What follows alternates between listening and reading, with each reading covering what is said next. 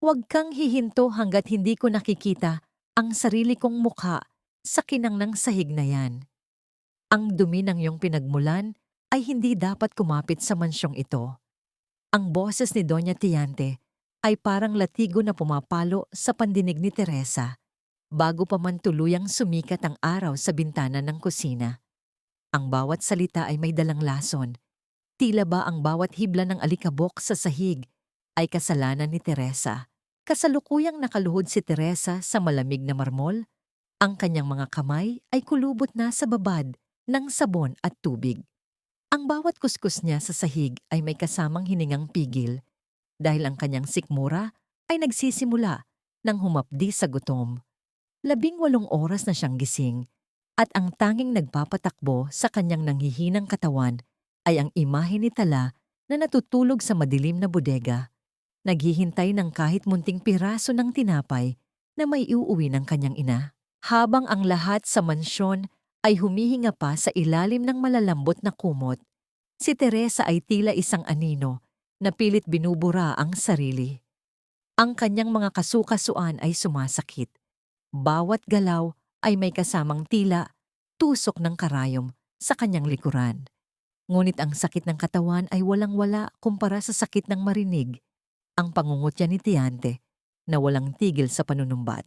Bakit ba ang pagpapakumbaba ay laging tinitingnan bilang kahinaan at ang pagsisilbi ng tapat ay tinituring na isang krimen?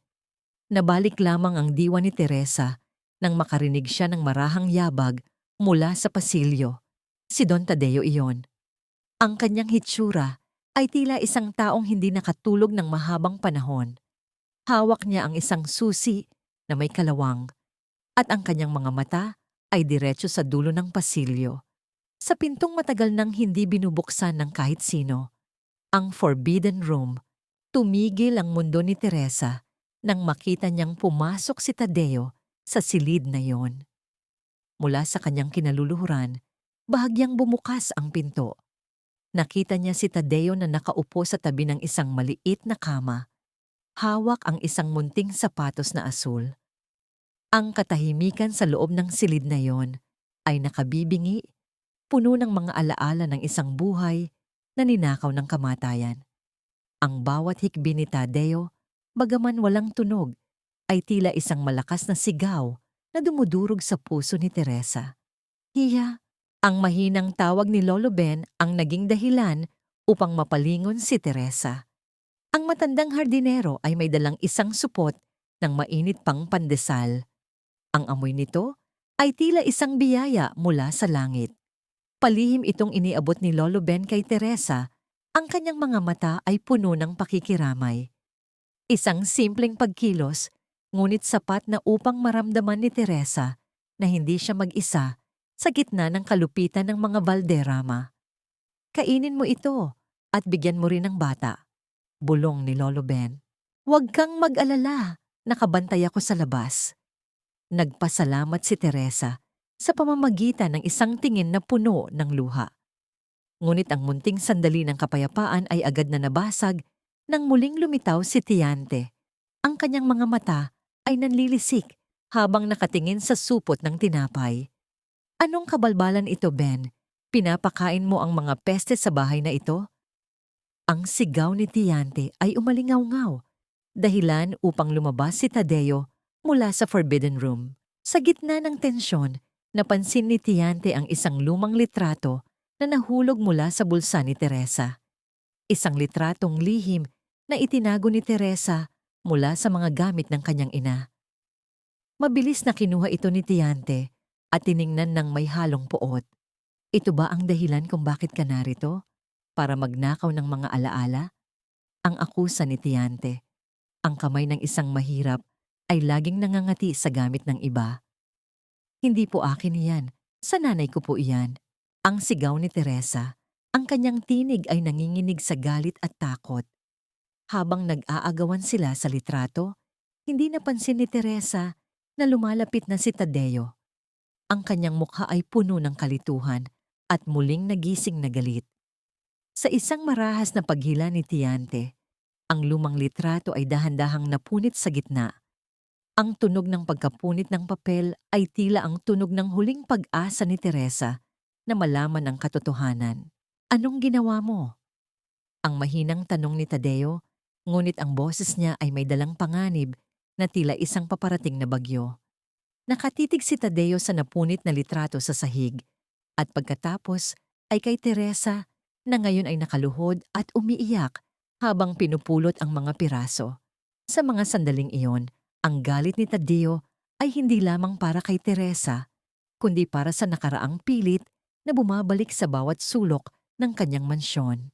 Ano ang gagawin ni Tadeo ngayong ang tanging hawak ni Teresa sa kanyang nakaraan ay nasira na ng sarili niyang kadugo? Mapapansin kaya niya ang katotohanang nakatago sa likod ng mga punit na papel? O mas pipiliin niyang manatiling bulag sa gitna ng kasinungalingan ni Tiante? Anong ginawa mo sa painting ng anak ko? Ang sigaw ni Don Tadeo ay umalingaw-ngaw sa bawat sulok ng Mansyon Valderrama, tila isang kulog na nagpayanig sa pundasyon ng gusali. Sa gitna ng madilim na forbidden room, nakatayo ang maliit na si Tala, hawak ang kanyang mga krayolang pudpod na ang dulo. Ang kanyang mga kamay ay puno ng kulay dilaw at kahel, at sa harap niya, ang portrait ng yumaong anak ni Tadeo na dati ay balot ng anino at lungkot ay punong-puno na ngayon ng mga iginuhit na sunflowers. Mabilis na tumakbo si Teresa patungo sa silid. Ang kanyang puso ay tila lalabas sa kanyang dibdib sa tindi ng kaba. Nang makita niya ang galit sa mukha ni Tadeo at ang mga krayola sa kamay ng kanyang anak, nanlumo ang kanyang buong pagkatao. Alam ni Teresa kung gaano kahalaga ang painting na yon. Ito ang tanging natitirang alaala ni Tadeo sa kanyang pumanaw na anak. Ang bawat guhit ni Tala ay tila bawat saksak sa sugatang puso ng kanilang amo. Diyos ko, Tala, anong ginawa mo? Ang nanginginig na bulong ni Teresa habang mabilis na hinila ang anak palayo sa canvas. Lumuhod siya sa harap ni Tadeo. Ang kanyang mga mata ay puno ng pagsusumamo. Don Tadeo, patawarin niyo po ang anak ko. Bata lang po siya. Hindi niya po alam ang ginagawa niya. Ako na lang po ang parusahan ninyo, wag lang po si Tala. Nakahanda na si Teresa sa anumang marahas na salita o utos na palayasin sila sa gitna ng gabi. Ngunit sa halip na sumigaw muli, nanatiling tahimik si Tadeo. Ang kanyang mga mata ay nakatitig sa painting. Ang dating madilim at malamig na mukha ng kanyang anak sa canvas ay tila nabigyan ng buhay dahil sa mga makukulay na bulaklak na iginuhit ni Tala. Ang dilaw na kulay ay tila sikat ng araw na pilit bumubasag sa kadilimang 10 taon nang namamayani sa silid na yon. Dahan-dahang lumapit si Tadeo sa painting. Hinawakan niya ang bahagi kung saan iginuhit ni Tala ang pinakamalaking sunflower sa tabi ng mukha ng bata. Ang kanyang mga daliri ay nanginginig at sa unang pagkakataon, nakita ni Teresa ang isang patak ng luha na gumulong sa pisngi ng matigas na lalaki. Bakit mo ginawa ito, bata? Ang mahinang tanong ni Tadeo. Ang boses niya ay wala ng galit, kundi puno ng pagtataka. Tumingala si Tala ng walang takot. Ang kanyang mga mata ay kasing linaw ng kristal. Kasi po, Papa Tadeo, sabi ni Nanay, ang sunflowers daw po ay laging nakatingin sa araw para hindi sila malungkot. Ayaw ko po na malungkot ang batang nasa picture. Gusto ko po, lagi siyang may kasamang araw. Ang mga salitang iyon ay tila isang malambot na haplos sa kaluluwa ni Tadeo. Ang inosenteng pagnanais ng isang bata na magbigay ng liwanag sa kanyang pighati ay mas makapangyarihan kaysa sa anumang galit. Sa halip na ituloy ang kanyang pagngangalit, dahan-dahang itinaas ni Tadeo ang kanyang kamay at marahang hinaplos ang buhok ni Tala. Isang saglit ng katahimikan ang namayani, isang sandali kung saan ang agwat ng mayaman at mahirap, ng amo at katulong, ay tila nawala. Ngunit ang sandaling iyon ay pinutol ng pagpasok ni Doña Tiante. Ang kanyang mukha ay balot ng takot at pagkasuklam nang makita ang portrait. Ngunit hindi ang painting ang kanyang tinitingnan, kundi si Tala. Tila may nakikita siyang multo sa mukha ng bata na hindi niya matagalan. Tadeo, anong ginagawa mo? Lapastangan ng batang ito. Dapat silang palayasin ngayon din bago pa nila tuluyang siriin ang alaala ng pamilyang ito. Ang sigaw ni Tiante, ang kanyang boses ay tila may halong desperasyon. Tumahimik ka, Tiante. Ang malamig na utos ni Tadeo, hayaan mo silang manatili rito. Ang batang ito, may nakikita ako sa kanya na matagal ko nang hindi nararamdaman. Umalis si Tiante ng padabog. Ang kanyang mga hakbang ay mabigat sa galit. Pagdating niya sa kanyang sariling silid, mabilis niyang isinara ang pinto at kinuha ang kanyang telepono. Ang kanyang mga kamay ay nanginginig habang dinadayal ang isang numero. Sa labas, ang tunog ng hangin ay tila bumubulong ng mga lihim na pilit niyang itinatago sa ilalim ng kanyang mga mamahaling hiyas. Hello? Sinabi ko na sa'yo, huwag mo akong tatawagan dito. Ang pabulong na sigaw ni Tiante sa telepono. Mula sa kabilang linya, isang boses na kasing pait ng lason ang sumagot. Kailangan ko ng pera, Tiante. Ang katahimikan ko ay hindi libre. Kung ayaw mong malaman ni Tadeo ang totoong nangyari sa aksidente 10 taon na ang nakalilipas, kung sino talaga ang may kasalanan, kung bakit namatay ang anak niya. Ibigay mo ang hinihingi ko? Nanigas ang buong katawan ni Tiante. Ang pawis ay nagsimulang gumulong sa kanyang noo, sa kabila ng lamig ng aircon. Sa labas ng kanyang pinto, hindi niya alam na nakatayo si Teresa. Balak sanang humingi ng paumanhin muli. Ngunit ang bawat salitang narinig niya mula sa loob ng silid ay tila isang malakas na pasabog na nagpabago sa lahat. Ano ang totoong nangyari 10 taon na ang nakalilipas? At sino ang boses sa kabilang linya na tila may hawak sa liig ng makapangyarihang si Doña Tiante?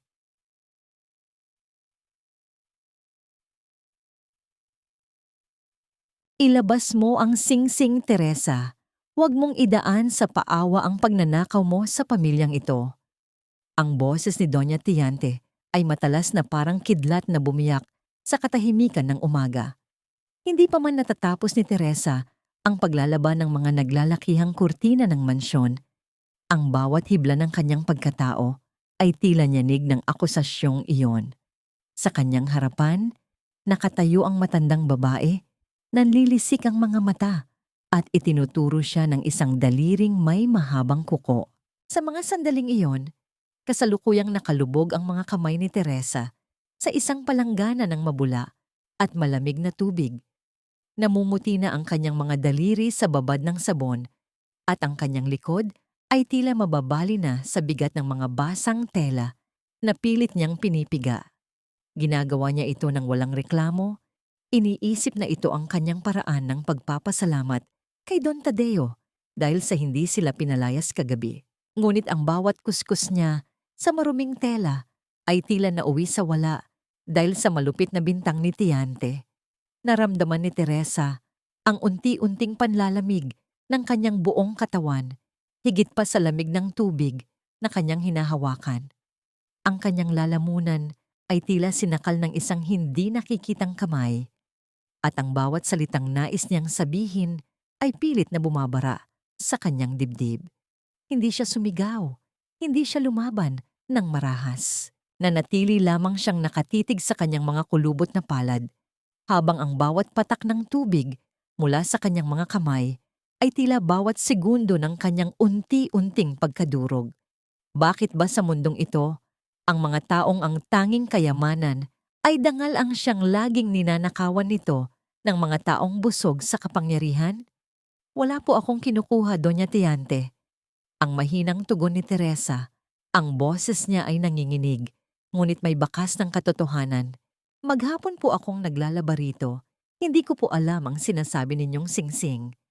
Sinungaling! Ang sigaw ni Tiante, sabay dampot sa isang balde ng tubig at ibinuhos ito sa paanan ni Teresa. Narinig ninyo? Nagmamaang-maangan pa ang magnanakaw. Tawagin ang lahat ng katulong. Halongkatin ang bodega nila. Sa gitna ng kaguluhan, mabilis na lumabas ang mga katulong. kasama si Lolo Ben na bakas ang pag-aalala sa kanyang mukha.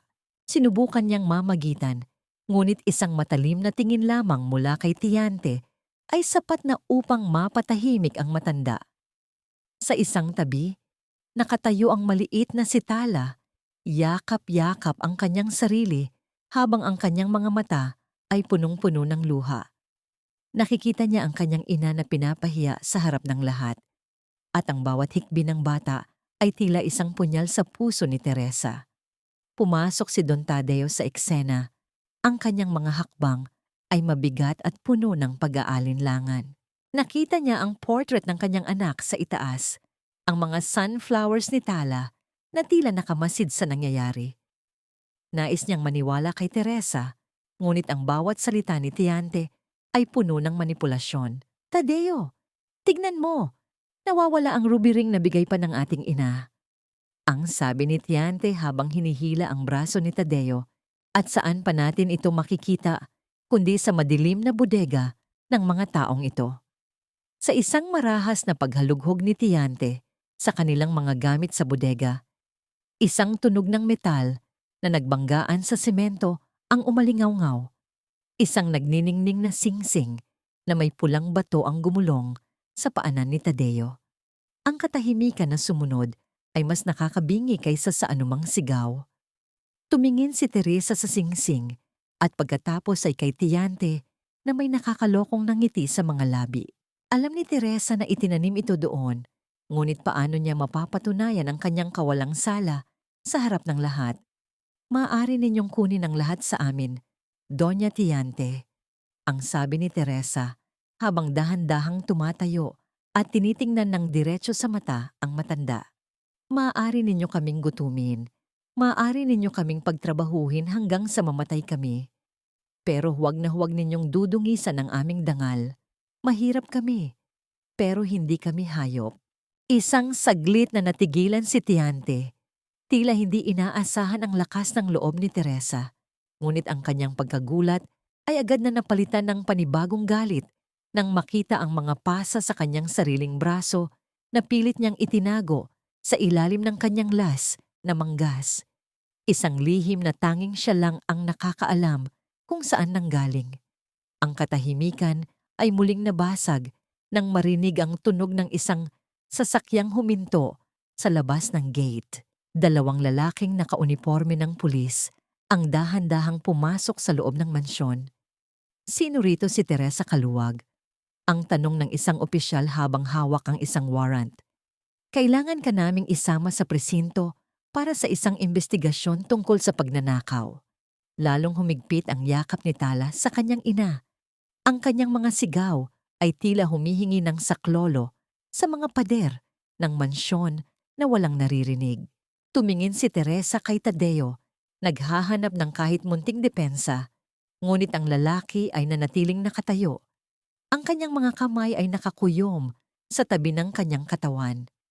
Hanggang kailan kailangang magdusa ang isang inosente para sa mga kasalanang hindi naman niya ginawa?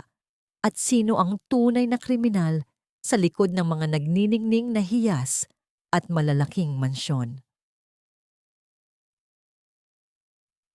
Iposas niyo na ang babaeng iyan bago pa mahawa ang buong mansyon sa dumi ng kanyang budhi. Ang tinig ni Doña Tiante ay tila lason na dahan-dahang kumakalat sa hangin ng mansyon. Sa gitna ng malawak na salas, nakaharap si Teresa sa dalawang pulis na ang mga mukha ay kasing tigas ng bato. Ang bawat salita ni Tiante ay tila bawat pako na ibinabaon sa krus na pasanpasan ni Teresa. Hindi pa man nahahatulan ng batas, ang kanyang dangal ay winarak na ng malupit na dila ng matandang babae. Kasalukuyang nakayakap si Teresa kay Tala, ang kanyang mga kamay ay nanginginig at may bakas pa ng puting bula ng sabon mula sa paglalaba ng mga kurtina. Ang amoy ng detergent ay humahalo sa amoy ng kanyang sariling pawis at luha. Isang miyamait na paalala na sa kabila ng kanyang pagpapakapagod para sa pamilyang Balderrama, ang tanging kabayaran na natanggap niya ay ang malamig na sensasyon ng bakal na handa ng pumulupot sa kanyang mga kamay. Ang bawat segundo ng katahimikan ay tila isang matalim na karayom na tumutusok sa kanyang puso, lalo na nang makita niya ang takot sa mga mata ng kanyang anak. Naramdaman ni Teresa ang unti-unting paghina ng kanyang mga tuhod. Ang kanyang lalamunan ay tuyong-tuyo at ang bawat lunok niya ay tila may kasamang bubog na sumusugat sa kanyang lalamunan. Nais niyang sumigaw. Nais niyang ipaliwanag na ang singsing na nahanap sa kanilang bodega ay isang patibong, ngunit ang boses niya ay tila ibinaon sa ilalim ng lupa. Ang tanging nagawa niya ay ang higpitan ng hawak sa munting balikat ni Tala, hanggang sa maramdaman niya ang init ng katawan ng bata, na tila tanging sandigan niya sa mundong ito na unti-unti nang nagdidilim. Bakit ba ang katotohanan ay laging nananatiling piping saksi sa gitna ng mga nagsusumigaw na kasinungalingan?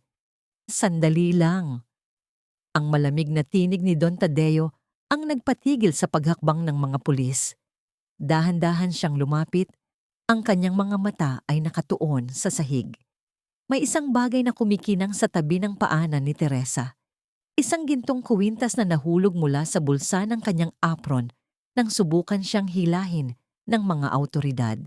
Yumuko si Tadeo at pinulot ang kuwintas. Ang kanyang mukha na kanina ay walang emosyon ay biglang nabalutan ng matinding gulat at hapdi.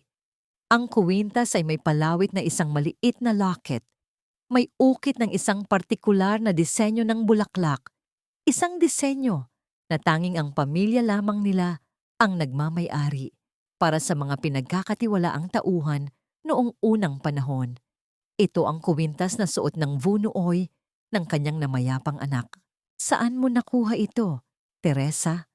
Ang tanong ni Tadeo, ang boses niya ay nanginginig sa hindi maipaliwanag na emosyon. Saan galing ang kuwintas na ito? Sa nanay ko po iyan, Don Tadeo. Ang hikbi ni Teresa habang pilit na pinupunasan ang kanyang mga mata. Iyan po ang tanging naiwan niya sa akin bago siya pumanaw. Sabi niya, iyan daw po ang saksi sa kanyang katapatan sa bahay na ito, kahit pa pinagtaksilan siya ng tadhana. Nanigas ang buong katawan ni Tadeo. Ang kanyang gunita ay biglang bumalik. 10 taon na ang nakalilipas. Ang mukha ng isang babaeng umiiyak habang pinalalaya sa gitna ng ulan. Ang babaeng pinagbintangan niyang pumatay sa kanyang anak dahil sa kapabayaan. Ang babaeng iyon, ang ina ni Teresa. Tadeo, huwag kang maniwala sa kanya. Baka ninakaw din niya yan. Ang sigaw ni Tiante, ang kanyang boses ay may halong takot na pilit niyang itinatago sa likod ng galit. Ngunit hindi na nakikinig si Tadeo. Ang kanyang tingin ay nagpalipat-lipat kay Teresa at sa kwintas. Isang malaking puzzle ang unti-unting nabubuo sa kanyang isipan. Isang katotohanang matagal nang nakabaon sa ilalim ng mga kasinungalingan ni Tiante. Umalis na kayo, ang utos ni Tadeo sa mga pulis nang hindi tumitingin sa kanila. Iwanan niyo kami. Walang naganap na pagnanakaw sa bahay na ito. Pero Tadeo, ang pagpoprotesta ni Tiante, sabi ko umalis na kayo. Ang sigaw ni Tadeo na nagpatahimik sa buong mansyon. Naiwang nanginginig si Teresa sa sahig. Yakap-yakap si Tala. Sa isang tabi, dahan-dahang lumapit si Lolo Ben, ang matandang hardinero.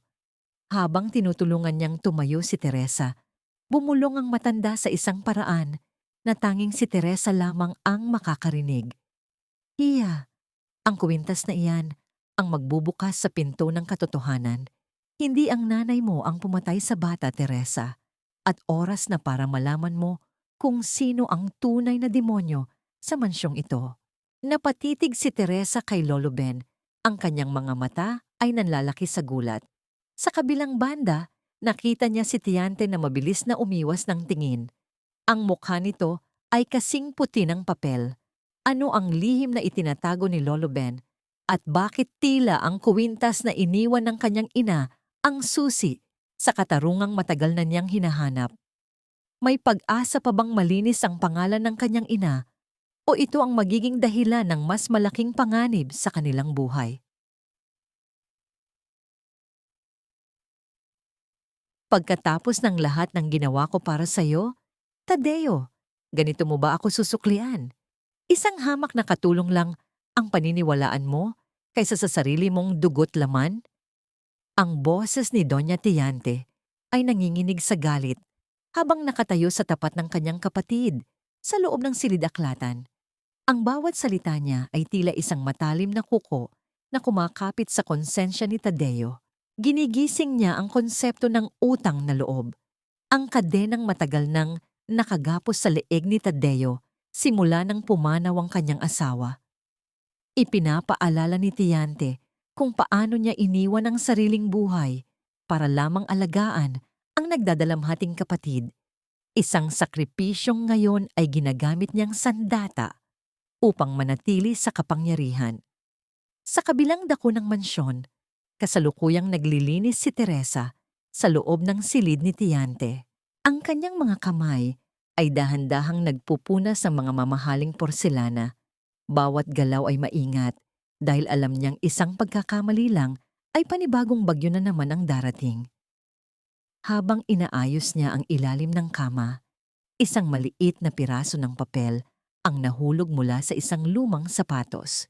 Ito ay isang resibo mula sa isang sikat na kasino na may petsang hindi nalalayo sa araw na ito at ang halagang nakasulat ay sapat na upang makabili ng isang maliit na bahay. Naramdaman ni Teresa ang mabilis na pagtibok ng kanyang puso. Ang kanyang mga daliri ay nanginginig habang tinititigan ang papel. Ang amoy ng mamahaling pabango ni Tiante sa loob ng silid ay tila naging amoy ng nabubulok na kasinungalingan. Nais niyang itago ang papel. Nais niyang ipakita ito kay Tadeo. Ngunit ang takot ay tila isang malamig na tubig na bumuhos sa kanyang buong pagkatao. Mabilis niyang isinilid ang papel sa kanyang bulsa nang marinig ang paparating na mga hakbang sa pasilyo. Bakit ba ang mga taong nagkukunwaring banal ang siyang may pinakamadilim na itinatago sa kanilang mga aparador? Gabi na nang matapos si Teresa sa kanyang mga gawain. Lumabas siya sa hardin upang huminga ng sariwang hangin, malayo sa mapanghusgang mga mata sa loob ng mansyon. Doon, nakita niya si Tadeo na nakaupo sa ilalim ng punong nara, nakatitig sa madilim na kalangitan. Ang liwanag ng buwan ay tumatama sa kanyang mukha, nagpapakita ng mga linyang likha ng pighati at pagod. Hindi ko na alam kung sino ang dapat kong paniwalaan, Teresa. Ang mahinang amba ni Tadeo nang maramdaman ang presensya ng babae. Ang bawat sulok ng bahay na ito ay puno ng mga anino ng nakaraan. Dahan-dahang lumapit si Teresa at tumayo sa tabi ng kanyang amo. Ang amoy ng basang damo at ang malamig na simoy ng gabi ay tila nagbigay ng pagkakataon para sa isang tapat na usapan. Sa unang pagkakataon, hindi siya tumingin kay Tadeo bilang isang makapangyarihang don, kundi bilang isang lalaking sugatan ang kaluluwa. Minsan po, ang kailangan lang natin ay makinig sa pintig ng ating sariling puso. Don Tadeo, ang mahinang sagot ni Teresa. Ang mga mata ay madaling dayain ng mga hiyas at karangyaan, pero ang puso, hindi ito marunong magsinungaling. Isang saglit na katahimikan ang namayani sa pagitan nila. Ang tanging maririnig ay ang marahang pagaspas ng mga dahon sa hangin. Tumingin si Tadeo kay Teresa at sa ilalim ng liwanag ng buwan, ang kanilang mga mata ay nagtagpo. May isang kuryenteng dumaloy sa pagitan nila. Isang tensyong hindi maipaliwanag. Isang paglalapit ng dalawang kaluluwang parehong uhaw sa katarungan at pag-ibig. Dahan-dahang itinaas ni Tadeo ang kanyang kamay. Tila nais haplusin ang pisngi ni Teresa. Ngunit bago pa man dumapo ang kanyang mga daliri, isang matinis na sigaw ang bumasag sa katahimikan. "Nay! Sitala po!" Ang sigaw ni Lolo Ben mula sa direksyon ng bodega ay tila isang malakas na sampal na nagpagising sa kanila. Mabilis na tumakbo si Teresa patungo sa kanilang silid. Ang kanyang mga paa ay tila hindi sumasayad sa lupa sa tindi ng kaba.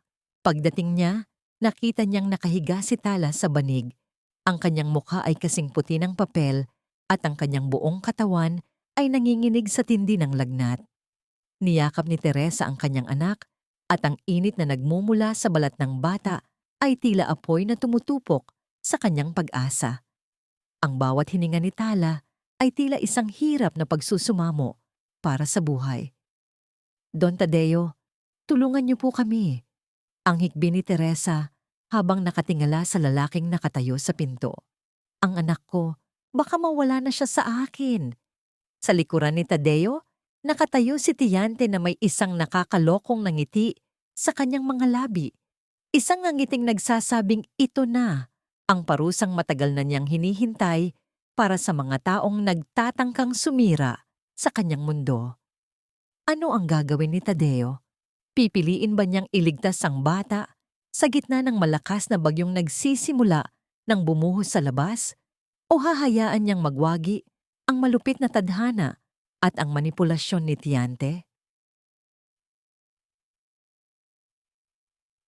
Ang bawat hampas ng hangin sa mga bintana ay tila mga saksak ng kutsilyo sa puso ni Teresa, habang ang init ng katawan ni Tala ay parang uling na nagbabaga sa kanyang mga bisig.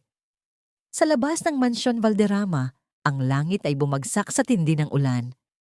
Ang mga puno ng nara ay humahampas sa pader, at ang bawat kulog ay tila babala ng isang paparating na trahedya.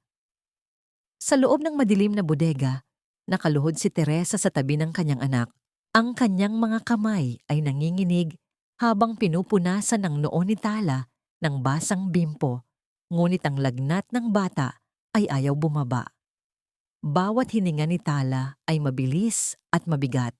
Isang tunog na nagpapaliit sa mundo ni Teresa hanggang sa maging isang madilim na sulok na lamang ito ng kawalang pag-asa.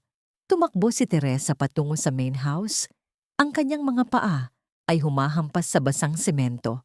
Hindi alintana ang lamig na nanunuot sa kanyang suot na manipis na duster. Pagdating niya sa pintuan, hinarangan siya ni Doña Tiante.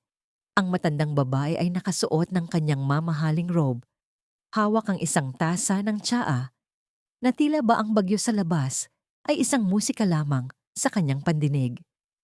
Doña Tiante, parang awa niyo na po. Ang susi ng medicine cabinet, kailangan po ng gamot ng anak ko. Ang pagsusumamo ni Teresa, ang kanyang boses ay nanginginig sa pagitan ng hikbi at panginginig sa ginaw. Iyan ang parusa ng Diyos sa mga taong pilit na umaakyat sa hagdanang hindi naman para sa kanila. Ang malamig na sagot ni Tiante, habang dahan-dahang humihigop ng tsaa. Ang mga batang tulad niya ay madaling palitan, Teresa. Pero ang disiplina sa bahay na ito ay hindi dapat mabali. Ang susi, itinago ko na.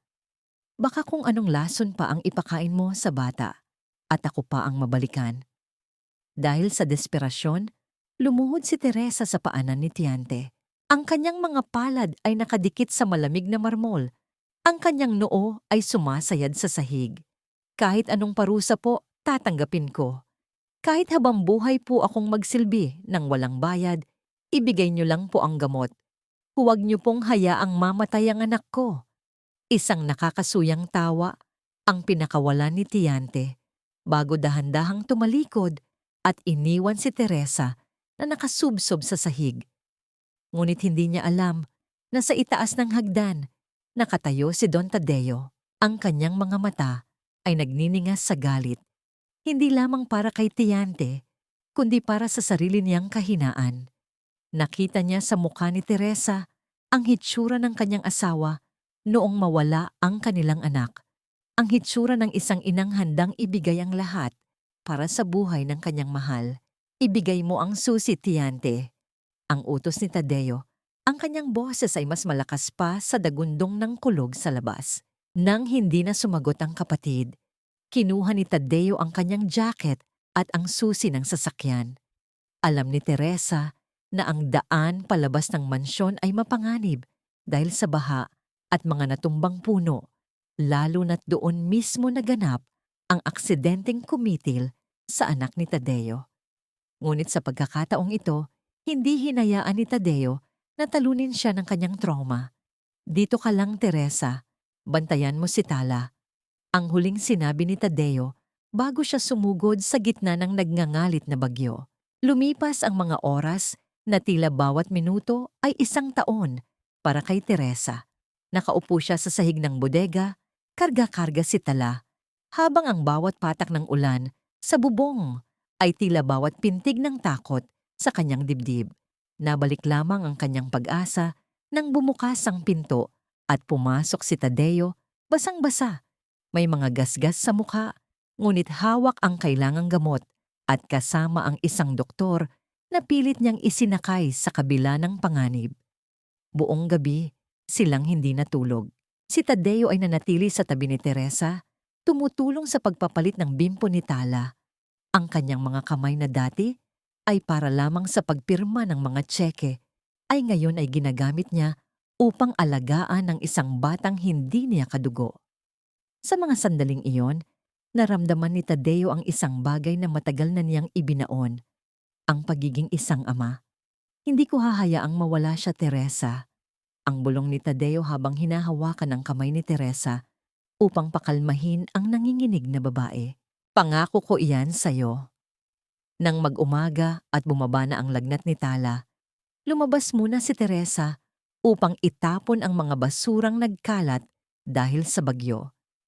Sa isang sulok ng basurahan malapit sa kusina, isang basang piraso ng papel ang kumuha ng kanyang atensyon.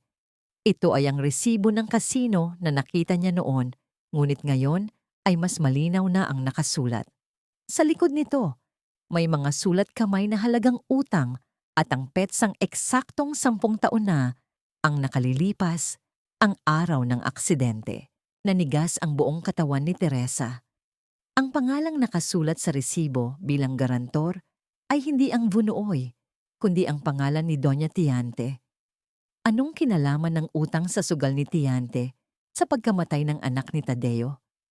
At paano ipapaliwanag ni Teresa ang katotohanan ito sa lalaking nagsimula na uling magtiwala sa kanyang paligid?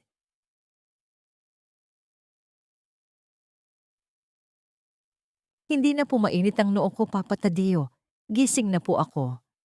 Ang munting tinig ni Tala ay tila isang malambot na himig na bumasag sa katahimikan ng madaling araw sa loob ng bodega. Habang ang unang sinag ng araw ay dahan-dahang sumisilip sa pagitan ng mga rehas ng bintana, nakaupo si Don Tadeo sa tabi ng banig. Ang kanyang mamahaling Amerikana ay nakasampay lamang sa isang lumang silya. Ang kanyang mga mata, na dati ay puno ng yelo, ay ngayon ay basa ng luha habang nakatitig sa batang himalang gumaling sa gitna ng bagyo. Ang tawag ni Tala na Papa Tadio ay tila isang matalim na kutsilyo na bumaon sa kanyang puso.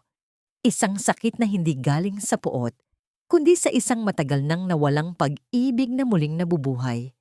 Sa labas ng pinto, nakatayo si Teresa, yakap ang kanyang sarili habang pinagmamasdan ng eksena. Ang kanyang kamay ay nakabaon sa bulsa ng kanyang apron, mahigpit na nakahawak sa basang resibo ng kasino na nahanap niya sa basurahan. Ang bawat salitang nakasulat sa papel na yon ay tila bawat hibla ng katotohanang pilit niyang pinagdidikit-dikit. Ang saya na nakikita niya sa pagitan ni Tadeo at Tala ay nahahaluan ng matinding takot. Alam niyang sa oras na ilabas niya ang katotohanan, ang kapayapaang ito ay muling madudurog ng isang malaking bagyo. Bakit ba ang pinakamatamis na sandali ay laging may kalakip na mapait na sikreto? At bakit ang katarungan ay kailangang dumaan sa apoy ng pag-aalinlangan? Nabalik lamang ang diwa ni Teresa nang marinig niya ang kalansing ng mga kagamitan sa kusina. Mabilis siyang naglakad patungo sa likod ng mansyon, kung saan nakita niya si Lolo Ben na nagdidilig ng mga halaman sa gitna ng putikan na iniwan ng bagyo. Inilabas ni Teresa ang resibo at ipinakita ito sa matanda. Ang mukha ni Lolo Ben ay tila tumanda ng 10 taon sa loob ng isang saglit nang makita ang papel. Lolo Ben, ano po ang alam ninyo tungkol sa resibong ito? Ang pabulong na tanong ni Teresa. Ang kanyang boses ay puno ng pagmamakaawa. Ang pangalan ni Doña Tiante ang nakasulat dito. Siya ang may utang sa kasino noong araw na mamatay ang anak ni Don Tadeo. Huminga ng malalim ang matanda. Ang kanyang mga mata ay naglalakbay sa mga anino ng nakaraan. Hiya, noong gabing iyon, hindi ang nanay mo ang nagmamaneho ng sasakyan. Lasing si Doña Tiante dahil sa pagkatalo sa sugal. Pinilit niyang kunin ang manibela dahil kailangan niyang makatakas sa mga taong naniningil sa kanya. Ang nanay mo, tinanggap niya ang sisi dahil pinagbantaan ni Tiante ang buhay mo noong sanggol ka pa.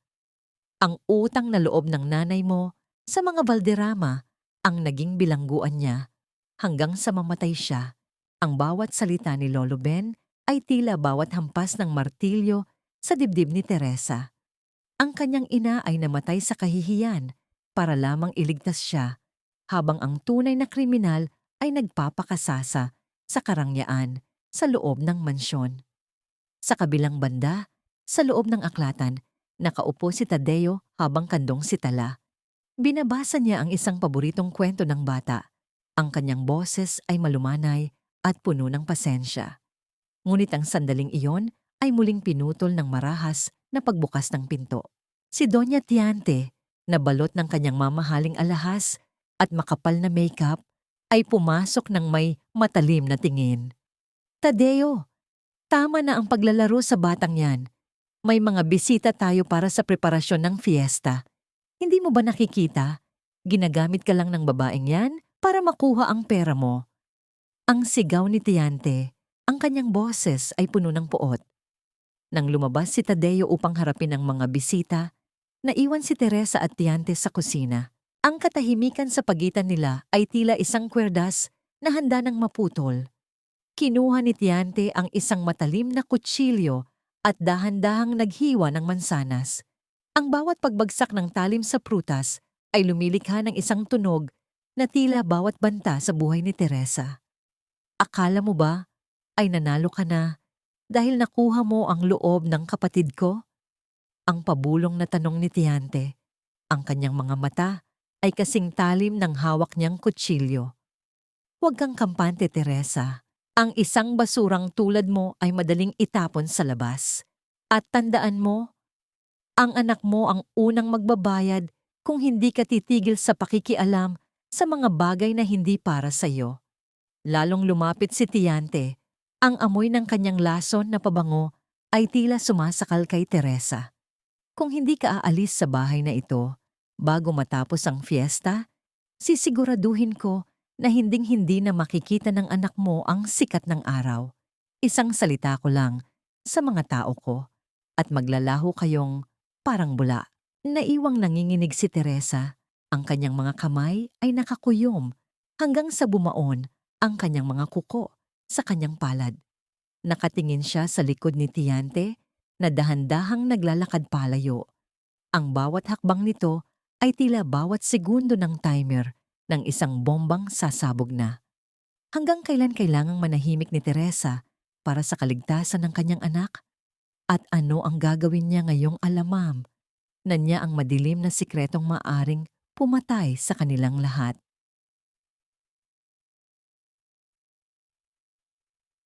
Huwag kang mag-alala, Teresa. Tao lang din ako at alam kong nagkamali ako sa inyo. Tanggapin mo itong munting regalo para sa darating na fiesta. Ang mga salitang iyon ni Doña Tiante ay tila mga patak ng pulot na may halong lason. Sa loob ng malawak na salas, iniabot ng matandang babae ang isang magandang balabal na gawa sa mamahaling sutla kay Teresa. Ang bawat ngiti ni Tiante ay pilit. Ang kanyang mga mata ay hindi tumititig ng diretsyo, ngunit ang kanyang boses ay naging malumanay. Isang pagbabagong mas nakakatakot kaysa sa kanyang dating pagngangalit. Kasalukuyang nakatayo si Teresa. Hawak ang balabal na tila ba ito ay isang mainit na uling na nakakapaso sa kanyang palad. Ang kanyang mga daliri ay nanginginig habang hinahaplos ang malambot na tela. Sa loob ng kanyang dibdib, ang bawat pintig ng kanyang puso ay tila isang babala. Hindi niya malimutan ang banta ni Tiante noong nakaraang gabi. Ngunit sa harap ni Don Tadeo, si Tiante ay naghuhubog ng isang bagong anyo. Ang anyo ng isang mapagpatawad na lola. Ang miyamait na pagbabagong ito ay tila isang dahan-dahang pagsakal sa tiwala ni Teresa dahil alam niyang sa likod ng bawat tahi ng balabal na yon ay may nakatagong patibong. Bakit ba ang pinakamagandang regalo ay laging siyang may pinakamabigat na kapalit? At bakit ang kapatawaran ay ginagamit na balat kayo para sa isang mas malalim na pagtataksil? Nabalik lamang ang diwa ni Teresa nang mapansin niyang lumabas si Tadeo mula sa kanyang opisina. Ang mukha ng lalaki ay balot ng pag-aalala.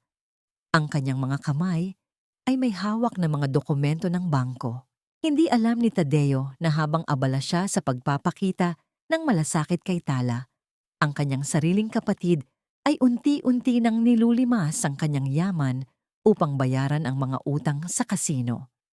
Ang bawat barya na nawawala sa kanyang account ay tila bawat patak ng dugo mula sa sugatang dangal ng mga Valderrama. Nang sumapit ang gabi, ang buong mansyon ay nabalot ng katahimikan maliban sa marahang pagaspas ng mga dahon sa hardin. Lumabas si Teresa upang magpahangin, suot ang balabal na ibinigay ni Tiante.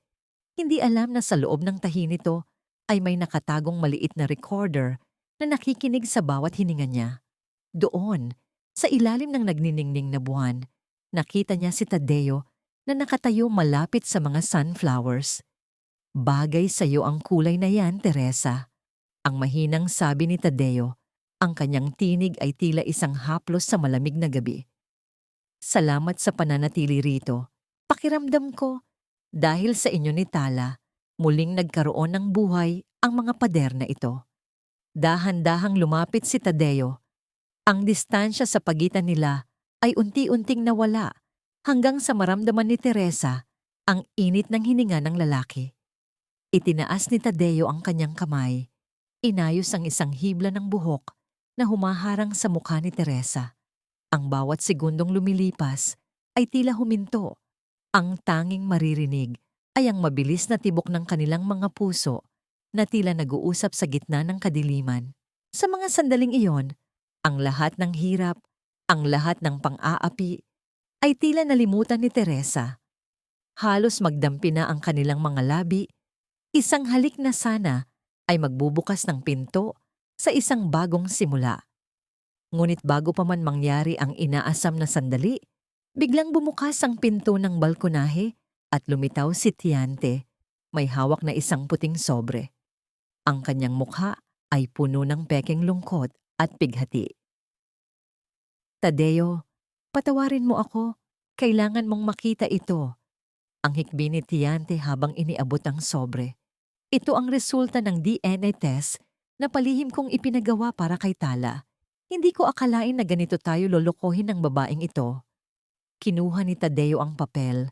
Ang kanyang mga kamay ay nanginginig habang binabasa ang nakasulat. Ang bawat salita sa dokumento ay tila bawat saksak sa kanyang bagong nahanap na pag-asa. Ayon sa papel, si Tala ay anak ng isang kilalang kriminal sa kabilang bayan. Isang lalaking matagal nang pinaghahanap ng batas dahil sa pagnanakaw at karahasan. Ang lahat ay isang malaking kasinungalingan. Isang dokumentong dahan-dahang niluto ni Tiante upang tuluyang wasakin ang tiwala ni Tadeo. Tumingin si Tadeo kay Teresa. Ang kanyang mga mata na kanina ay puno ng pag-ibig ay biglang naging malamig na parang yelo. Ang bawat segundo ng paglalapit nila ay tila naging isang malaking pagkakamali. "Totoo ba ito, Teresa?" Ang tanong ni Tadeo. Ang boses niya ay basag sa sakit. "Sino ba talaga ang ama ng bata? Niloko mo lang ba ako para magkaroon ng marangyang buhay?" Naiwang nakatayo si Teresa. Ang kanyang mundo ay tila gumuho sa isang saglit. Nakatingin siya sa puting sobre na hawak ni Tadeo. At pagkatapos ay kay Tiante na ngayon ay may nakatagong ngiti ng tagumpay sa kanyang mga mata. Sa gitna ng liwanag ng buwan, ang bawat pangarap ni Teresa ay tila naging isang abo na nilipad ng hangin. Paano mapapatunayan ni Teresa ang katotohanan kung ang lahat ng ebidensya ay nakaturo sa kanyang pagkakasala? At ano ang gagawin ni Tadeo ngayong ang tanging liwanag na nakita niya ay tila isa lamang palang mapanlinlang na anino?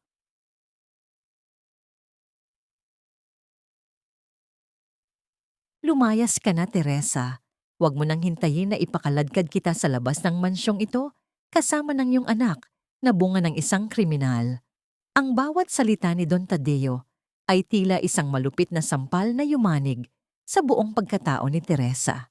Sa loob ng silid-aklatan, ang puting papel ng pekeng DNA test ay dahan-dahang lumulutang sa hangin bago bumagsak sa sahig, isang piraso ng kasinungalingan na naging hatol ng kamatayan sa bagong silang na pag-asa ni Teresa. Ang bawat segundo ng katahimikan ay tila isang matalim na kutsilyo na humihiwa sa kanyang puso, lalo na nang makita niya ang puot at pandidiri sa mga mata ng lalaking akala niya ay naging kanlungan na niya. Kasalukuyang nakatayo si Teresa. Ang kanyang mga kamay ay nakabaon sa bulsa ng kanyang apron, mahigpit na nakahawak sa krus na suot niya. Ang tanging bagay na nagbibigay sa kanya ng lakas upang hindi tuluyang bumagsak sa sahig. Ang amoy ng lumang libro at mamahaling alak sa silid ay tila naging amoy ng isang libingan. Hindi siya sumigaw, hindi siya nagmakaawa ng malakas. Nanatili lamang siyang nakatitig sa mukha ni Tadeo, habang ang bawat hininga niya ay tila may kasamang bubog na sumusugat sa kanyang lalamunan. Ang miyamait na katotohanan ay ito. Sa isang iglap mula sa pagiging liwanag ng mansyon, siya ay muling naging isang basura sa paningin ng lalaking minamahal niya. Bakit ba ang tiwala ay kasing rupok ng bubog na sa isang maling galaw lamang ay tuluyan ng madudurog at hindi na kailanman mabubuo pa? Don Tadeo, darating ang araw na malalaman ninyo ang totoo. Ang mahinang bulong ni Teresa. Ang kanyang boses ay basag sa pagitan ng hikbi at paninindigan. At sa araw na yon, sana ay mapatawad ninyo ang inyong sarili sa pagpili sa kasinungalingan kaysa sa amin. Dahan-dahang tumalikod si Teresa at lumabas ng silid. Mabilis siyang naglakad patungo sa bodega upang kunin si Tala. Ngunit laking gulat niya nang makitang bukas ang pinto at walang tao sa loob. Ang munting tsinelas ni Tala ay naiwan sa gitna ng putikan, tila isang piping saksi sa isang marahas na pagdukot. Ang bawat pintig ng puso ni Teresa ay naging isang mabilis na tambol ng takot. Nay! Si Tala! Kinuha nila si Tala. Ang sigaw ni Lolo Ben habang hingal na tumatakbo patungo sa kanya. Nakita ko ang sasakyan ni Doña Tiante. Dinala nila ang bata sa abandonadong bodega sa dulo ng bayan. Sa kabilang dako, pumasok si Tadeo sa kanyang sariling silid upang magpakalunod sa alak. Ngunit sa kanyang paghila ng drawer upang kumuha ng baso, napansin niya ang isang punit na dokumento na hindi tuluyang nasunog sa loob ng basurahan ni Tiante. Kinuha niya ito at pinagtabi-tabi ang mga piraso. Ang kanyang buong mundo ay tila gumuho nang makita niya ang orihinal na DNA test. Isang dokumentong nagpapatunay na si Tala ay walang kinalaman sa sinasabing kriminal at isang malaking match ang nakasulat sa isang bahagi ng profile ng kanyang pamilya. Isang malaking pagkakamali ang kanyang nagawa. Diyos ko, anong nagawa ko? Ang nanginginig na amba ni Tadeo habang mabilis na tumatakbo palabas ng mansyon. Samantala, sa gitna ng kadiliman at malakas na hangin, tumatakbo si Teresa nang nakayapak sa matatalas na bato patungo sa abandonadong bodega. Ang bawat tusok ng bato sa kanyang talampakan ay hindi niya nararamdaman dahil ang sakit sa kanyang puso ay mas matindi pa. Pagdating niya sa lumang gusali, ang katahimikan sa paligid ay tila isang babala ng kamatayan. Dahan-dahan niyang itinulak ang kinakalawang na pinto na lumikha ng isang mahaba at nakakangilong tunog sa gitna ng gabi. Sa loob, nakita niya si Tala na nakatali sa isang silya, habang si Tiante ay nakatayo sa harap ng bata. May hawak na isang bagay na kumikinang sa ilalim ng malamlam na ilaw, isang baril na nanginginig sa kanyang mga kamay. Ang mukha ni Tiante ay balot ng kabaliwan at desperasyon. Tala! Ang sigaw ni Teresa, ngunit bago pa man siya makahakbang, isang malakas na putok ang umalingaw sa buong gusali. Isang tunog na tila bumasag sa huling hibla ng katahimikan ng gabi. Huwag! Ang huling narinig na sigaw ni Teresa, bago ang lahat ay nabalot ng usok at matinding sindak. Sino ang natamaan ng bala? Maililigtas pa ba ni Tadeo ang mag-ina bago ang lahat ay maging huli na? O ang huling sugal ni Tiante ay mauuwi sa isang madugong trahedya na hinding-hindi makakalimutan ng buong bayan? Ang nakabibingig na putok ng baril ay tila bumasag sa huling hibla ng katinoan ni Teresa. Ngunit sa halip na dugo, ang tanging bumagsak sa sahig ay ang mga dibuho ni Tala na daladala ni Tiante. Ang bala ay tumama sa isang lumang posteng kahoy. Isang pulgada lamang ang layo sa ulo ni Tiante, na ngayon ay nanginginig sa sarili niyang takot. Ang bawat segundo ng katahimikan, pagkatapos ng putok, ay tila isang matalim na kutsilyo na humihiwa sa hangin. Lalo na nang makita ni Teresa si Tala na ligtas ngunit balot ng matinding sindak. Kasalukuyang nakaluhod si Teresa sa malamig at maalikabok na sahig. Ang kanyang mga kamay ay mabilis na kumakalas sa mga lubid na nakagapos kay Tala.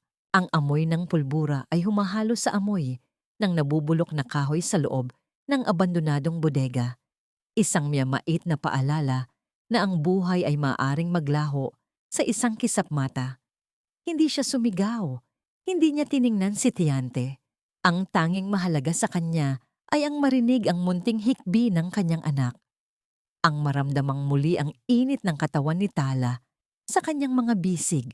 Ang bawat hininga ni Teresa ay tila isang pagsusumamo sa langit, habang ang bawat patak ng kanyang luha ay pumapatak sa balikat ng bata. Bakit ba ang katarungan ay kailangang dumaan sa apoy ng panganib? At bakit ang mga taong walang sala ang siyang laging nakaharap sa dulo ng baril? Nabalik lamang ang diwa ni Teresa nang marinig niya ang mabilis na paghinto ng isang sasakyan sa labas. Si Don Tadeo iyon. Humahangos siyang pumasok sa bodega. Ang kanyang mukha ay balot ng pagsisisi at matinding galit. Nang makita niya si Tiante na hawak pa rin ang baril, ang kanyang mga mata ay nagniningas sa puot na matagal na niyang kinimkim. Bitawan mo ang baril, Tiante. Tapos na ang panlilinlang mo. Ang sigaw ni Tadeo, ang boses niya ay mas malakas pa sa kulog. Alam ko na ang lahat. Alam ko na ang tungkol sa DNA test at alam ko na ang tungkol sa mga utang mo sa kasino. Hindi mo naiintindihan, Tadeo. Ginawa ko ito para sa pamilya.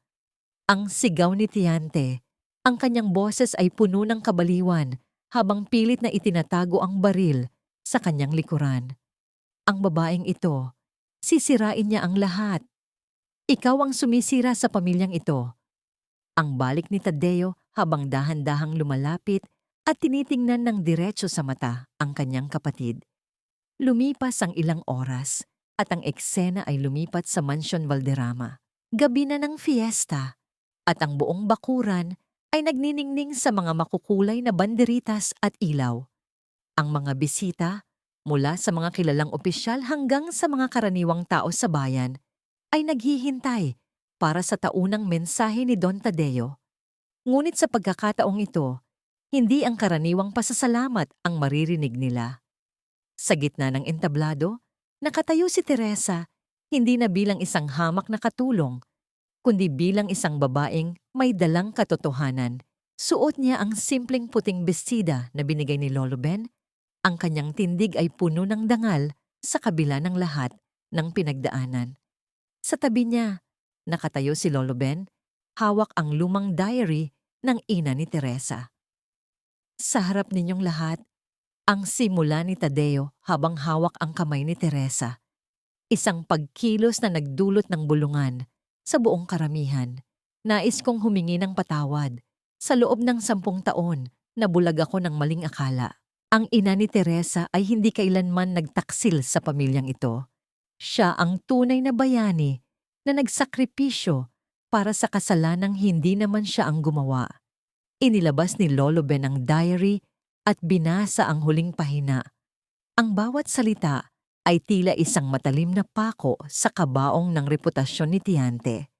Ang bawat bisita ay natahimik ng marinig ang pag-amin ni Tiante tungkol sa aksidente at ang pagnanakaw niya sa kaban ng kapatid upang bayaran ang kanyang bisyo sa sugal. Ang bawat segundo ng pagbabasa ay tila bawat hakbang patungo sa kalayaan ni Teresa. Nang makita ni Tiante na wala na siyang matatakasan, bigla siyang tumawa ng malakas, isang tawang puno ng pait at kawalang pag-asa. Tumayo siya sa tabi ng mga dekorasyong papel na malapit sa mga nagliliyab na sulo para sa piyesta. "Kung babagsak ako, sasama kayong lahat," ang sigaw ni Tiante habang hinahablot ang isang sulo at itinutok ito sa mga tuyong dekorasyon. "Hindi ninyo ako mapapahiya sa harap ng bayang ito. Susunugin ko ang lahat ng alaala ninyo." Ang apoy ay nagsimulang kumapit sa mga banderitas, lumilikha ng isang maliwanag at nakakatakot na liwanag sa gitna ng kadiliman. Ang bawat bisita ay nagsimulang magtakbuhan at ang sigaw ng takot ay umalingaw-ngaw sa buong mansyon. Ano ang gagawin ni Tadeo at Teresa ngayong ang katarungan ay muling nanganganib na lamunin ng apoy? Maililigtas ba nila ang pamilya at ang katotohanang kanina lamang ay kanilang nahanap? O ang galit ni Tiante ang magiging huling alaala ng gabing ito? Ang dating marangyang Mansyon Valderrama na tila isang gintong hawla ng mga lihim ay dahan-dahang nilalamon ng nagngangalit na apoy sa gitna ng gabi ng fiesta. Ang mga dila ng apoy ay mabilis na gumagapang sa mga tuyong dekorasyong papel. Lumilikha ng isang nakakasuffocate na init na humahalo sa amoy ng nasusunog na tela at kahoy. Ang bawat segundo ng paglagablab ay tila bawat huling hininga ng nakaraang puno ng pighati. Sa gitna ng kaguluhan, ang mga bisita ay nagkakandapa sa pagtakbo palabas. Ngunit sa loob ng umuusok na bulwagan, 3 kaluluwa ang nananatiling nakaharap sa kanilang tadhana. Kasalukuyang nakatayo si Tadeo sa harap ng kanyang kapatid na si Tiante. Sa kabila ng lahat ng kasamaang ginawa nito, hindi nagawang iwan ni Tadeo ang babaeng kaisa-isa niyang kadugo sa gitna ng panganib. Sinugod niya ang makapal na usok, binuhat ang nanghihinang katawan ni Tiante palayo sa nagbabagsakang mga kisame. Ang bawat hakbang niya ay puno ng hirap. Ang bawat hininga niya ay may kasamang abo. Ngunit ang kanyang determinasyong iligtas ang kapatid ay mas matindi pa sa takot na mamatay. Sa kabilang dako, pumasok si Teresa sa loob ng nag-aapoy na silid-aklatan. Hindi hiyas o pera ang kanyang hinanap, kundi ang portrait ng yumaong anak ni Tadeo, ang painting na may mga sunflowers ni Tala. Niyakap niya ang canvas ng mahigpit.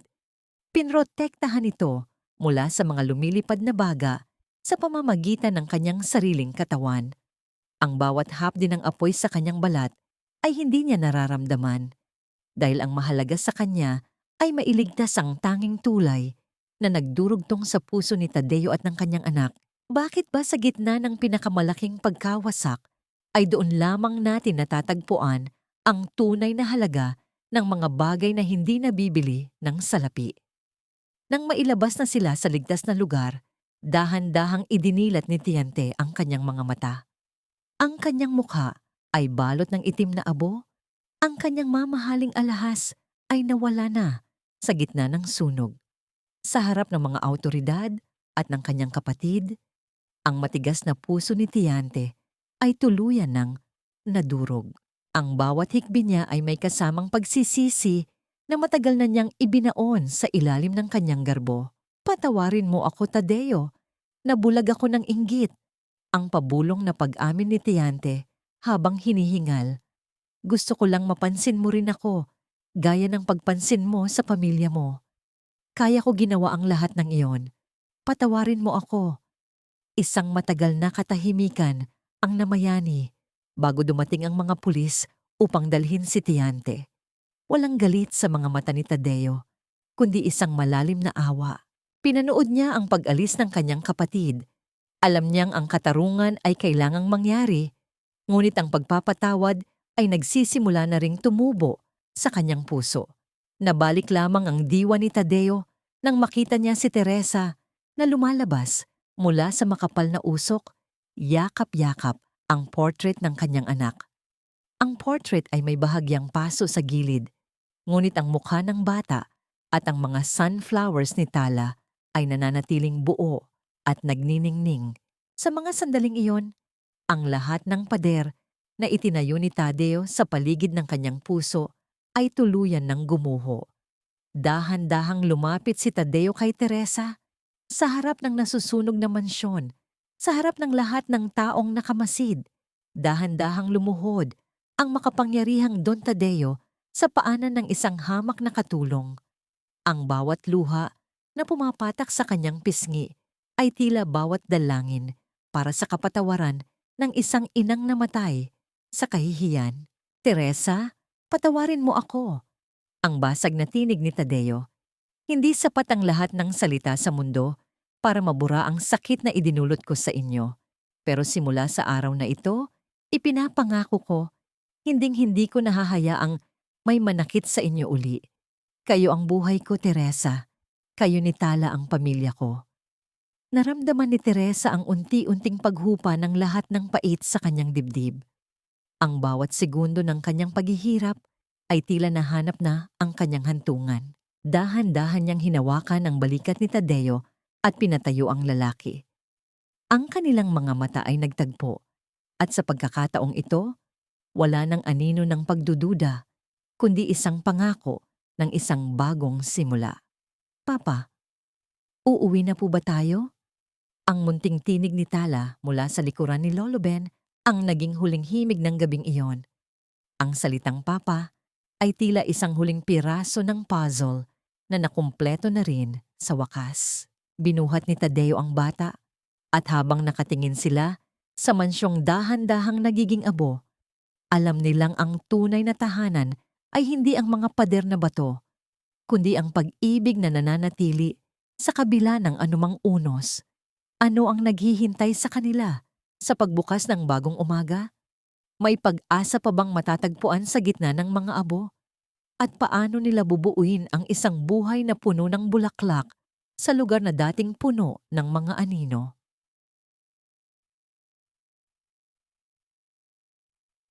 Isang taon ang mabilis na lumipas at ang dating madilim at umuusok na Mansion Valderrama ay hindi na makikilala. Wala na ang mga matataas na pader na tila nagkukulong ng mga lihim at ang mga rehas sa mga bintana ay pinalitan na ng malalapad na salamin na nagpapapasok ng sikat ng araw sa bawat sulok ng tahanan. Sa labas, ang malawak na hardin na dati ay puno ng tuyong damo ay ngayon ay nababalot na ng nagniningning na dilaw na kulay ng libu-libong sunflowers. Ang bawat talulot ng mga bulaklak ay tila sumasayaw sa ihip ng hangin, isang pagpupugay sa buhay na muling sumibol mula sa mga abo ng kahapon. Sa gitna ng hardin, nakatayo ang isang marker na gawa sa puting marmol. Nakasulat doon ang pangalan ng ina ni Teresa na may kasamang mga salitang, "Sa isang tapat na ina at vunuoy, na ang sakripisyo ay naging binhi ng aming katarungan." Dahan-dahang lumapit si Teresa, dala ang isang kumpol ng sariwang bulaklak. Ang kanyang mga kamay ay hindi nakulubot sa babad ng sabon, kundi malinis at puno ng kalinga. Inilapag niya ang mga bulaklak sa marker at sa unang pagkakataon, sa loob ng maraming dekada, naramdaman ni Teresa ang isang ganap na kapayapaan sa kanyang puso. Ang bawat hapdi ng nakaraan ay tila dahan-dahang hinugasan ng hamog ng umaga. Nabalik lamang ang diwa ni Teresa nang maramdaman niya ang isang mainit na kamay na pumatong sa kanyang balikat. Si Don Tadeo iyon. Ang kanyang mukha ay wala na ang mga linyang likha ng pighati. Sa halip, ang kanyang mga mata ay nagniningning sa ligaya habang nakatingin sa kanyang asawa. Hindi na siya ang monsters ng mansyon, kundi isang lalaking natutong magmahal muli sa kabila ng lahat ng sugat ng kanyang kaluluwa. "Handa ka na ba, Teresa?" Ang mahinang tanong ni Tadeo. Ang kanyang boses ay tila isang malambot na himig. Naghihintay na si Tala sa dalampasigan. Tumango si Teresa at ngumiti. Bago sila umalis, nadaanan nila ang isang silid kung saan nakatabi ang mga gamit ni Doña Tiante. Ang matandang babae ay kasalukuyang nasa loob ng isang institusyon. Unti-unting hinaharap ang kanyang mga pagkakasala sa ilalim ng gabay ng mga doktor at pari. Tuwing linggo, dinadalhan siya ni Tadeo ng pagkain at mga bulaklak. Isang patunay na ang pagpapatawad ay hindi isang mabilis na pangyayari, kundi isang mahabang paglalakbay. Ang bawat segundo ng kanilang pagdalaw ay tila bawat tahi na nagbubuo muli sa kanilang nawasak na pamilya.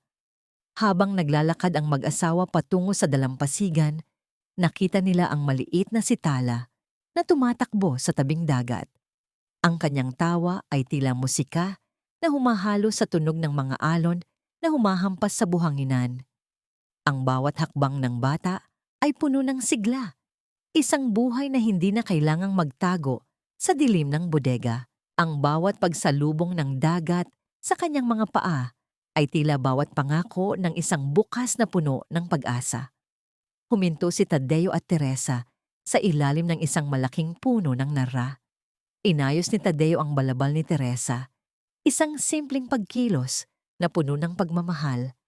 Ang kanilang mga kamay ay nagtagpo at mahigpit na nagdaop, isang pangako na hinding-hindi na muling magbibitaw sa isa't isa. Ang bawat pintig ng kanilang puso ay tila nagsasabing ang tunay na katarungan ay hindi lamang ang pagpaparusa sa masama, kundi ang pagbibigay ng pagkakataon sa mabuti na mamukadkad at magmahal. Salamat, Tadeo, ang pabulong na sabi ni Teresa habang nakasandal ang kanyang ulo sa balikat ng lalaki. Salamat sa pagbibigay sa amin ng isang tahanan. Salamat sa iyo, Teresa, ang sagot ni Tadeo habang hinahalikan ang noo ng kanyang asawa. Dahil sa iyo, nahanap ko ang daan pabalik sa sikat ng araw. Sa huling sandali ng kanilang paglalakad, isang bagong portrait ang nakasabit sa main hall ng kanilang bagong mansyon. Hindi na ito portrait ng isang bata na balot ng anino, kundi isang painting ng kanilang tatlo, si Tadeo, Teresa at Tala, na nakatayo sa gitna ng isang bukid ng sunflowers. Lahat ay may matatamis na ngiti at mga matang puno ng liwanag. Ang bawat guhit ng brush sa canvas na yon ay tila bawat salita ng kanilang kwento. Isang kwentong nagsimula sa isang kusok cap ng bihikbi at natapos sa isang walang hanggang awit ng kaligayahan. Ang bawat alon sa dagat, ang bawat hininga ng hangin, at ang bawat talulot ng sunflowers ay tila bumubulong ng iisang katotohanan na sa kabila ng anumang unos, ang pag-ibig at katotohanan ang laging mananatili sa huli. Sa puntong ito, ang kwento ni Tadeo, Teresa at Tala ay humahantong na sa kanyang huling hantungan kung saan ang dilim ay tuluyan ng tinalo ng liwanag. Maraming salamat sa bawat sandali na ibinigay ninyo upang samahan ako sa paglalakbay na ito hanggang sa dulo. Habang isinusulat ko ang bawat kabanata, lalo na ang mga sandali ng matinding paghihirap ni Teresa at ang banta sa buhay ni Tala, hindi ko mapigilang makaramdam ng matinding kirot sa aking sariling puso. May mga gabing napatigil ako sa pagsusulat dahil sa bigat ng damdamin, tila ba kasama ko silang lumuluha sa gitna ng ulan at nagdarasal para sa isang bagong umaga. Ang kwentong ito ay hindi lamang basta bunga ng aking imahinasyon. Ito ay hango sa mga totoong karanasan ng katatagan at sakripisyo na madalas nating nakikita sa ating paligid, sa mga inang handang ibigay ang lahat para sa kanilang mga anak at sa mga pusong pinipiling magmahal sa kabila ng paulit-ulit na pagkakasala. Naniniwala ako na ang bawat isa sa atin ay may dalang munting sikat ng araw sa ating loob. Isang buto ng pag-asa na naghihintay lamang ng tamang panahon upang mamukadkad sa gitna ng anumang unos. Ang pagpapatawad ay hindi tanda ng kahinaan, kundi isang dakilang kapangyarihan na nagpapalaya sa atin mula sa gapos ng nakaraan. Ngunit sa pagtatapos ng ating kwento, may isang tanong na nais kong iwanan sa inyong mga puso. Kung ikaw ang nasa kalagayan ni Tadeo, kaya mo rin bang yakapin at patawarin ang taong nagnakaw ng 10 taon ng iyong kaligayahan?